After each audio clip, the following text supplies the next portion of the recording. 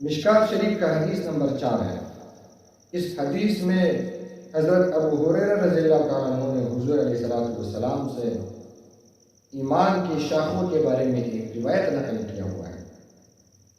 عن ابی ہریرہ رضی اللہ تعالیٰ عنہ قال قال رسول اللہ صلی اللہ علیہ وسلم الایمان بضع وسبعون شعبہ فافضلها قول لا الہ الا اللہ۔ ابو ہریرہ رضی اللہ تعالیٰ عنہ فرماتے ہیں کہ حضور علیہ السلام نے فرمایا کہ ایمان کے کچھ اوپر 70 شعبے ہیں، 70 شاخیں ہیں۔ فافضلها قول لا الہ الا اللہ، ان 70 شاخوں میں سے افضل ترین شاخ وہ لا الہ الا اللہ کا اقرار کرنا ہے۔ وَأَدْنَاهَا إِمَاطَةُ الْأَذَى، اور سب سے کم ترین شعبہ اور کم تر شاخ وہ إِمَاطَةُ الْأَذَى عَنِ الطَّرِيقِ، راستے سے کسی تکلیف دہ چیز کو ہٹانا ہے۔ وَالْحَيَاءُ شُعْبَةٌ مِّنَ الْإِيمَانِ، اور حیا یہ بھی ایمان کے شعبوں میں سے ایک شعبہ ہے۔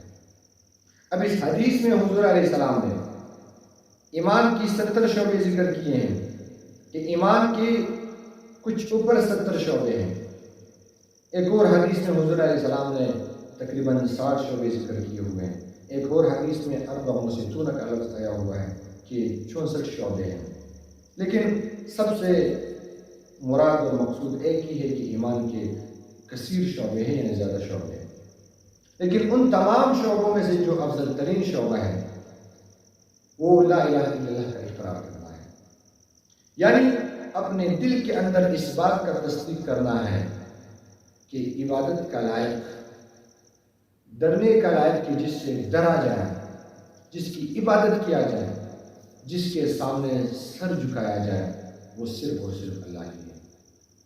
یہ جتنے بھی زمینی خدا لوگوں کو نظر آ رہے ہیں، ان کا عظمت، ان کا جلال اور ان کا جو روب اور دبدبہ ہے، یہ اپنے دل سے نکالنا ہے۔ اس کو ایمان کہا جاتا ہے۔ یہ شرک خفی ہیں، لوگوں کی عظمت، لوگوں کا روب اور دبدبہ اپنے دل میں رکھنا، ان کو اتنا مقام اور اتنا مرتبہ دینا جو مقام اور جو مرتبہ وہ خدا کی شان کے مطابق ہو، وہ خدا کا جو ہے وہ مقام اور مرتبہ ہو، وہ مقام اور مرتبہ وہ اللہ کی شان کے ساتھ زیادہ لائق ہو۔ وہ شان اور مرتبہ کسی عام انسان کو دینا، کسی سردار کو دینا، کسی وزیر کو دینا، کسی پرائم منسٹر کو دینا، کسی آرمی چیف کو دینا، کسی اور پروفیسر کو دینا، یہ شرک خفی ہے۔ یہ آپ خدا کے ساتھ کسی اور کو بھی اپنے دل میں شریک کرتے ہو۔ یہ دل ایک ہے، اس کے اندر صرف ایک ہی ذات کا جو ہے وہ روب اور دبدبہ آ سکتا ہے۔ اگر آپ نے خدا کے ساتھ کسی اور کا عظمت بھی اپنے دل میں رکھ دیا تو آپ نے شرک کر دیا۔ یہ بہت ہی باریک نقطہ ہے۔ وَأَدْنَاهَا إِمَاطَةُ الْأَذَى عَنِ الطَّرِيقِ، اور ایمان کی جو ہے وہ کم ترین شعبہ وہ یہ ہے کہ راستے سے کسی تکلیف دہ چیز کو ہٹانا۔ آپ راستے میں جا رہے ہو، کوئی تکلیف دہ چیز آپ نے دیکھ لیا، آپ نے اس غرض سے وہ چیز راستے سے ہٹا دیا کہ ہو سکتا ہے یہ کسی مسلمان کے لیے باعث تکلیف نہ بن جائے، اس غرض سے آپ نے وہی چیز ہٹا دی، تو اس سے اس بات کا پتہ چلتا ہے کہ آپ کے اندر ابھی بھی ایمان کا رمق موجود ہے۔ اللہ معاف فرمائے، آج کل لوگ وہ راستوں میں جو ہے وہ مشکلات کھڑی کر دیتے ہیں۔ جگہ جگہ پہ جم بنایا ہوا ہے، ہر گھر کے سامنے ایک جم بنایا ہوا ہے۔ آج کل تو اللہ معاف کرے اس طرح جم لوگوں نے بنایا ہوا ہے، دیوار کی مثل جم، یعنی آپ سمجھیں گے کہ یہ روڈ کے درمیان میں جو ہے اس شخص نے دیوار بنایا ہوا ہے۔ اب موٹر سائیکل سے، بائک سے اترنا پڑے گا، اس کے بعد جو ہے وہ جم کو کراس کرنا پڑے گا۔ اس طرح کے جم لوگوں نے بنائے ہوئے ہیں۔ ہر گلی بند ہے آج کل، ہر گلی کے اندر جو ہے وہ گیٹ لگایا ہوا ہے لوگوں نے۔ یہ لوگوں کو تکلیف دینے کی مانند ہے، یہ لوگوں کو اذیت دینے کی مانند ہے۔